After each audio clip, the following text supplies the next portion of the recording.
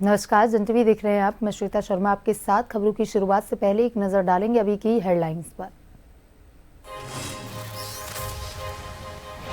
देहरादून में प्रांतीय रक्षक दल का स्थापना दिवस समारोह। सीएम धामी ने ली ऋतिक परेड की सलामी।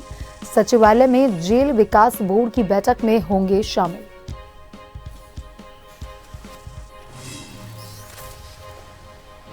विकासनगर में कांग्रेस नेताओं की बैठक। वोट चोर गद्दी छोड़ महारैली को लेकर बनाई रणनीति।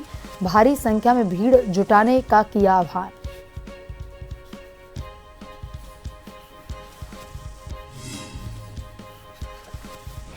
नैनीताल जिला पंचायत चुनाव अनियमितताओं पर जांच अधिकारी को फटकार। उत्तराखंड हाईकोर्ट रिपोर्ट से असंतुष्ट, एसआईटी जांच के संकेत।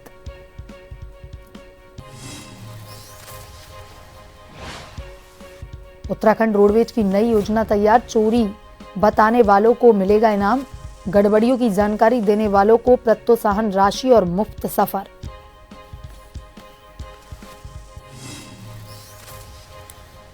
उत्तराखंड में बर्फबारी के बाद गिरा पारा। नदी नाले और झरने जमे। 3 जिलों में छाया कोहरा। केदारनाथ और बद्रीनाथ में तापमान -13 डिग्री।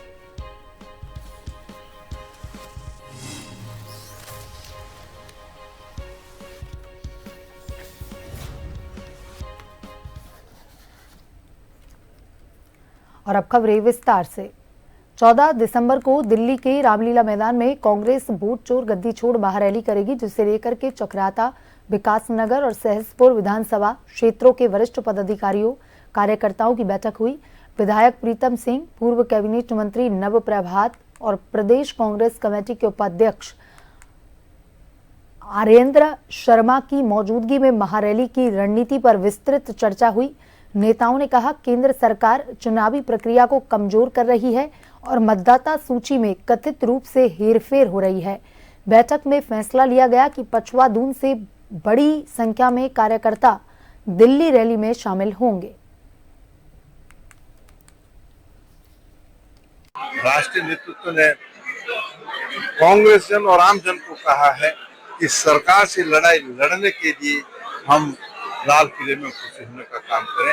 इसी परिप्रेक्ष्य में बैठक बुलाई कि जब कभी भी प्रदेश में कोई आह्वान होता है तो पछवादून के लोग जो है उसमें बढ़ चढ़ करके हिस्सा लेने का काम।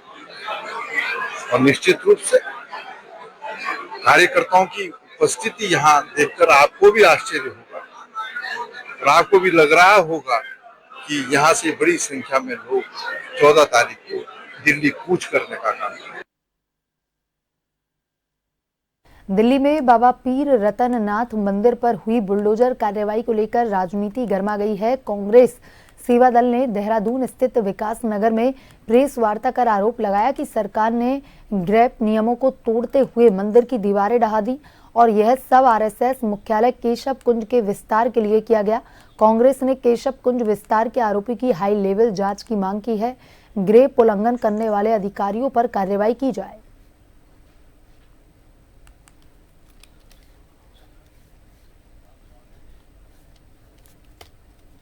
29 नवंबर को दिल्ली के झंडेवालान मंदिर के बगल में स्थित मंदिर दरगाह बाबा पीर रतननाथ जी के सनातन धर्म के पावन स्थान पर दिल्ली सरकार और दिल्ली डेवलपमेंट अथॉरिटी डीडीए ने अवैध रूप से बुलडोजर चलाने की कार्रवाई की, जिसकी हम कड़ी निंदा करते हैं।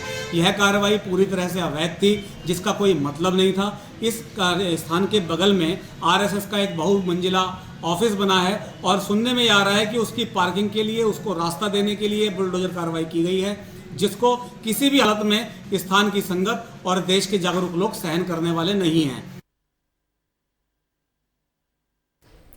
उत्तराखंड रोडवेज की नई योजना तैयार। रोडवेज भ्रष्टाचार और चोरी पर सख्ती के मूड में जल्द लाई जाएगी चोरी पकड़ो इनाम पाओ योजना। चोरी बताने वालों को मिलेगा इनाम। डीजल चोरी, बिना टिकट यात्रा और ढाबों पर होने वाली गड़बड़ियों को लेकर के जानकारी देने वालों को प्रोत्साहन राशि और मुफ्त सफर का लाभ मिलेगा। ड्राइवर कंडक्टर की मनमानी भी आएगी दायरे में। बस ना रोकने, समय से पहले रवाना होने या यात्रियों से अभद्र व्यवहार जैसे मामलों की शिकायत पर भी इनाम मिलेगा। लिखित और प्रमाणित शिकायत अनिवार्य होंगी। सही प्रमाण देने वालों को ही मिलेगा इनाम। योजना से पारदर्शिता बढ़ने की उम्मीद है। यात्री कर्मचारी दोनों की जवाबदेही तय करने की बड़ी पहल।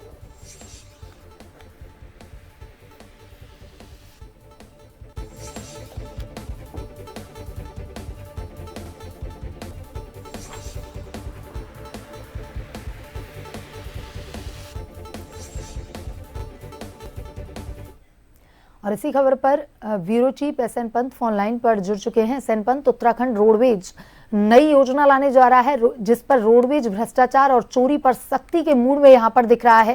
क्या कुछ अपडेट है इस योजना को लेकर के? बिल्कुल, आपको बताना चाहूंगा, उत्तराखंड सरकार के परिवहन निगम की ओर से ये आदेश जारी किया गया है कि परिवहन निगम लगातार घाटे में चल रहा है। राज्य को बने हुए तकरीबन 25 साल हो गए हैं, लेकिन अभी तक उत्तराखंड की रोडवेज हमेशा घाटे का सफर तय कर रही है। कभी डीजल चोरी को लेकर के, कभी जो ड्राइवर और कंडक्टरों की जो मिली भगत होती है, बाबुओं के साथ मिलकर के सवारी अधिक बैठती है, टिकट जो संग्रहालय में जमा होते हैं वो कम होते हैं, यानी राजस्व का नुकसान होता है। और इतना ही नहीं है, जो दिल्ली या हल्द्वानी की बात कर ले, दिल्ली देहरादून, दिल्ली ऋषिकेश, दिल्ली हरिद्वार के बीच में जो ढाबे से अनुबंधित बसें होती हैं, वहां पर रोकने के बजाय दूसरी जगहों पर गाड़ियां रुकती हैं, तो उसका भी कमीशन सीधे तौर पर इनको मिलता है। जिस बार कई बार से जो सवारियां हैं, राहगीर है, उनके साथ अभद्र व्यवहार करने की शिकायतें भी आती है। कई बार शिकायतें टोल फ्री नंबर पर भी की जाती है, उसके बाद उचित कार्रवाई होती है। लेकिन अब सरकार ने सीधे तौर पर पब्लिक के लिए एक आह्वान किया है कि उत्तराखंड रोडवेज की कमियों को उजागर करने वाले को उचित इनाम दिया जाएगा। चाहे वो भ्रष्टाचार को रोकने की दिशा में कदम हो, या ड्राइवर और कंडक्टर के साथ साथ बाबुओं के मिलीभगत को उजागर करने का मामला हो, डीजल चोरी पकड़ने का मामला हो, या ढाबों पर अनुबंधित ढाबों पर गाड़ी में रोक करके दूसरी जगह पर रोकने की कार्रवाई को संचालित करने की बात हो, इसको लेकर के आदेश जारी किया गया है कि जो उचित भ्रष्टाचार की नकेल लगाने में मदद करेगा या पोल खोलने का काम करेगा, उसको तत्काल प्रभाव से इनाम से नवाजा जाएगा। तो ये कुल मिलाकर के रोडवेज को घाटे से पाटने के लिए सरकार की ये कदम उठाई जा रही है। और सरकार ये चाहती है कि जिस तरीके से परिवहन निगम लगातार घाटे में है, उसको घाटे से पाटने के लिए आम जनता की सहभागिता सबसे जरूरी है। और उसमें जो राहगीर हैं, जो सवारियां हैं, वो सही तरीके से जो टोल फ्री नंबर है वहां पर शिकायत दर्ज करा सकते हैं, अपने एविडेंस दे सकते हैं। लेकिन सबसे बड़ी बात है कि कोई भी शिकायत केवल मौखिक आधार पर नहीं होगी, बल्कि रिटर्न में शिकायत दर्ज करानी पड़ेगी, उसके बाद जाकर के कार्रवाई होगी। जी एसएन पंत, तमाम जानकारी के लिए धन्यवाद।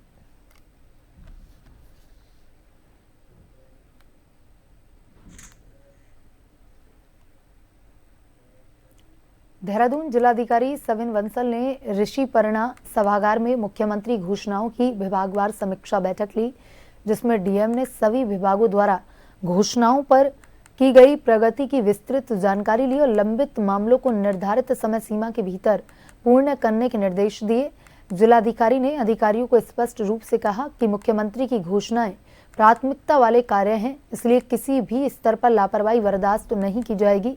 उन्होंने विभागवार प्रस्तुतियों का अवलोकन करते हुए धीमी गति से चल रहे कार्यों पर नाराजगी जताई और संबंधित अधिकारियों को तत्काल सुधार करने के निर्देश दिए।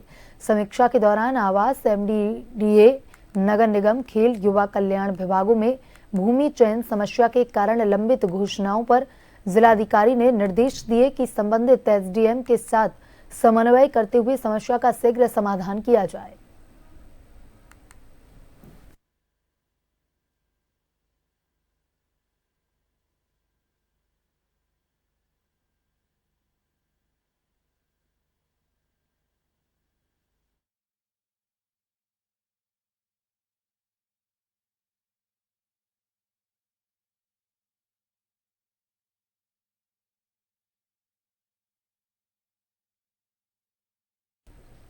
देहरादून में प्रांतीय रक्षक दल के स्थापना दिवस समारोह के दौरान कार्यक्रमों का आयोजन किया गया, जिसमें सीएम पुष्कर सिंह धामी ऋतिक परेड की सलामी ली। इस कार्यक्रम में युवा कल्याण और पीआरडी मंत्री रेखा आर्य भी शामिल हुई।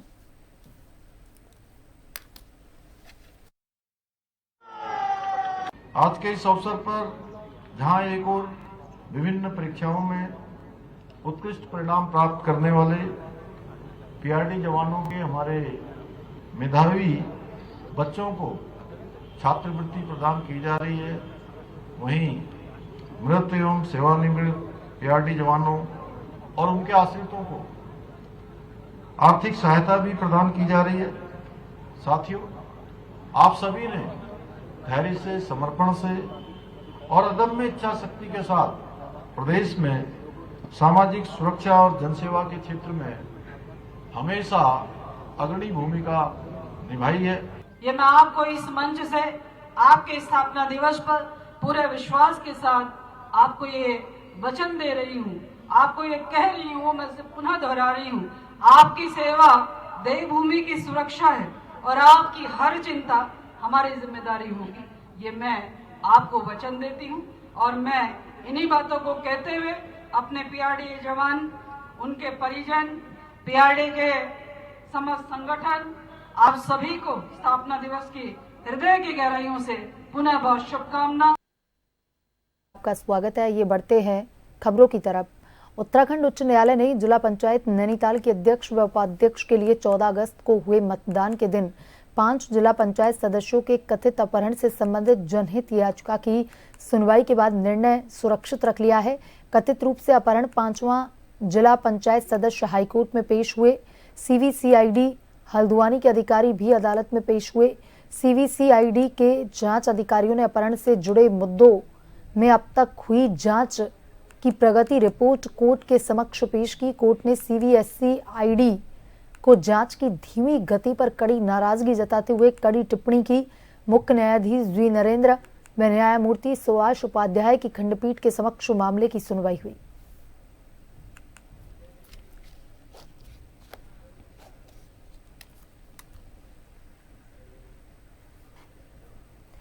हरिद्वार में जिलाधिकारी के सख्त निर्देश पर परिवहन विभाग ने आज मॉर्निंग चेकिंग में बड़ा एक्शन लिया। नेहा झा, सहायक संभागीय परिवहन अधिकारी ने बताया कि चेकिंग के दौरान एक कार कैरियर वाहन को रोका गया। देखने में गाड़ी कार कैरियर थी, लेकिन जब आरसी खंगाली गई तो उसमें ट्रक क्लोज्ड बॉडी दर्ज मिली। दस्तावेजों की इस गड़बड़ी ने पूरे खेल का भंडाफोड़ कर दिया और तुरंत वाहन को सीज कर दिया गया। वहीं संभागीय निरीक्षक इसकी विस्तृत जांच करेंगे और रिपोर्ट आने के बाद ही तय होगा कि वाहन रिलीज होगा या नहीं। नेहा झा ने स्पष्ट चेतावनी दी कि जिलाधिकारी के निर्देश पर चल रहा यह अभियान लगातार और तेजी से जारी रहेगा।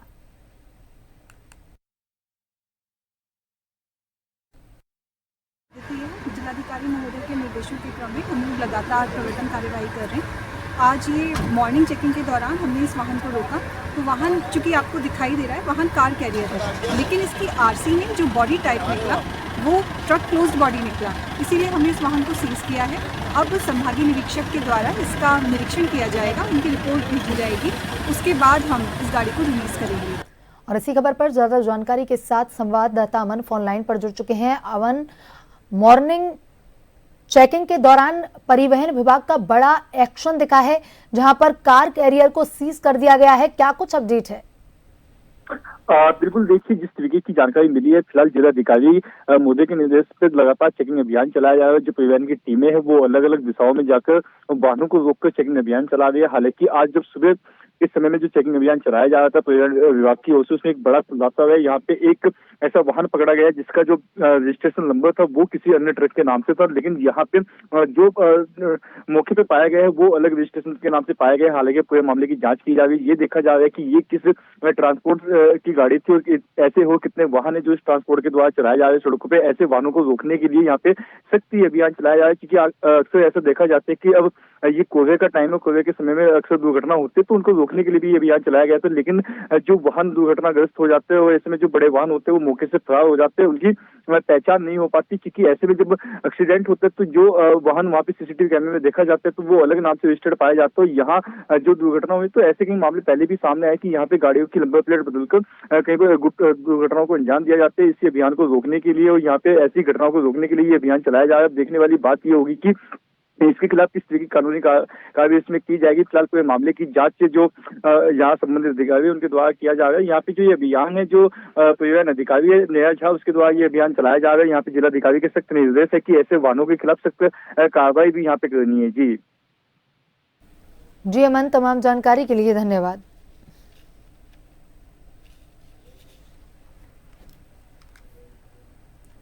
चमोली में राज्य स्तरीय 20 सूत्रीय कार्यक्रम एवं कार्यान्वयन समिति की समीक्षा बैठक उपाध्यक्ष ज्योति प्रसाद गेरोला की अध्यक्षता में हुई। बैठक में विभिन्न विभागों द्वारा 20 सूत्रीय कार्यक्रम के अंतर्गत संचालित योजनाओं और कार्यक्रमों की प्रगति रिपोर्ट प्रस्तुत की गई। उपाध्यक्ष गेरोला ने विभागवार उपलब्धियों की विस्तार से समीक्षा करते हुए अधिकारियों को निर्धारित लक्ष्य अनुसार कार्य करने और सभी योजनाओं के प्रभावी क्रियान्वयन को प्राथमिकता देने के साथ साथ कार्यों में नवाचार लाने के निर्देश दिए।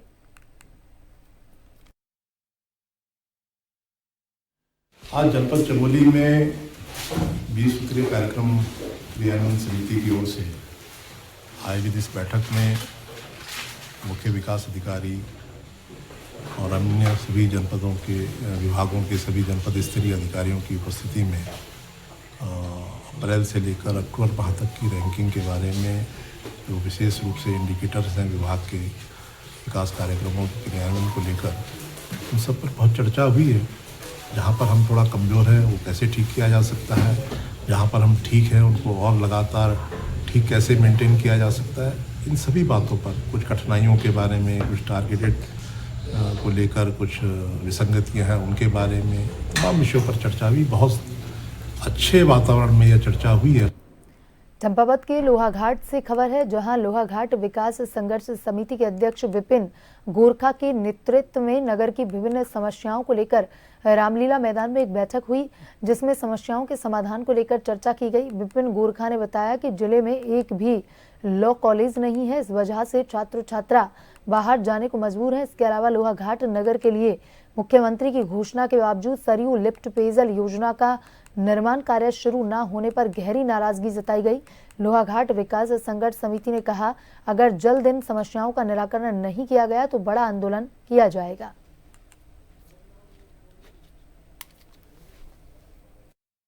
लोहाघाट विकास संघर्ष समिति की कार्यकारिणी की बैठक है। उस कार्यकारिणी की बैठक में हमने लोहाघाट के विभिन्न मुद्दों पर चर्चा की।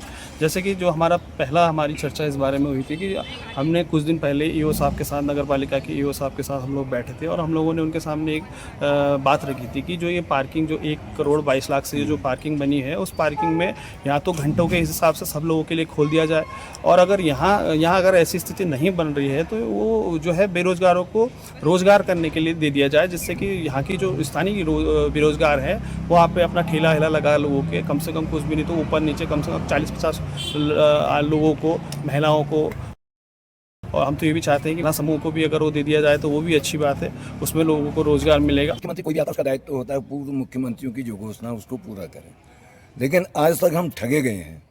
इनकी घोषणाएं अभी तक जमीन में बहुत कम उतर पाई हैं। लॉ कॉलेज की घोषणा से हमारे यहाँ देखो, हमारे सराउंडिंग में देवीधुरा में, पार्टी में, लोहाघाट में सबसे बड़ा और पुराना डिग्री कॉलेज है। यहाँ आज चंपावत में डिग्री कॉलेज है, टनकपुर में इसी लेके डिग्री कॉलेज है। इतने जगह के हैं, इतने तमाम छात्र पढ़ के आगे निकल रहे हैं, सबको रोजगार मिल नहीं रहा है। कई लोगों को इस क्षेत्र में काम करना है था, लॉ के क्षेत्र में। हमारे इसमें काफ़ी बालिकाओं ने भी लॉ किया है, लेकिन क्या है वो बाहर से लॉ करके आ रही हैं। ये सुविधा, ये केंद्र बिंदु है, इस जिले का मुख्य स्थल है, ये सबसे बड़ा विद्यालय भी है पीजी कॉलेज, तो यहाँ लॉ कॉलेज की घोषणा की जानी चाहिए। इस संबंध में हम जिलाधिकारी के माध्यम से माननीय मुख्यमंत्री को ज्ञापन देंगे। उत्तराखंड उच्च न्यायालय ने छात्रवृत्ति घोटाले के मामले में समन आदेश को चुनौती देने वाली याचिका पर सुनवाई की। अदालत में निचली अदालत में चल रही कार्रवाई पर रोक लगाते हुए अगली सुनवाई 12 फरवरी नित की। कोर्ट ने सरकार को जवाब दाखिल करने के निर्देश दिए। न्यायमूर्ति आलोक कुमार वर्मा की एकल पीठ के समक्ष मामले की सुनवाई हुई। बता दें, याचिकाकर्ता की ओर से निचली अदालत के 18 जून 2021 को जारी समन आदेश को चुनौती दी थी।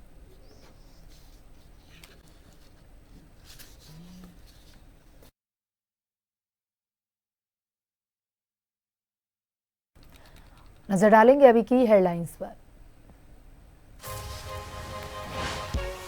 देहरादून में प्रांतीय रक्षक दल का स्थापना दिवस समारोह, सीएम धामी ने ली ऋतिक परेड की सलामी। सचिवालय में जेल विकास बोर्ड की बैठक में होंगे शामिल।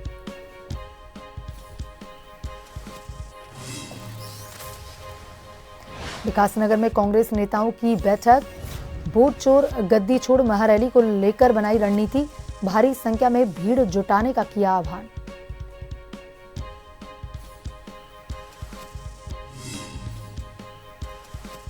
नैनीताल जिला पंचायत चुनाव अनियमितताओं पर जांच अधिकारी को फटकार। उत्तराखंड हाईकोर्ट रिपोर्ट से असंतुष्ट, एसआईटी जांच के संकेत।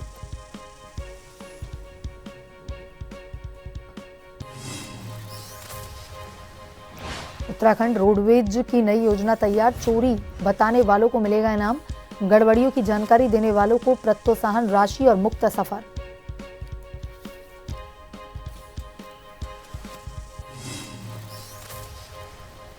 उत्तराखंड में बर्फबारी के बाद गिरा पारा, नदी नाले और झरने जमे। 3 जिलों में छाया कोहरा। केदारनाथ और बद्रीनाथ में तापमान -13 डिग्री।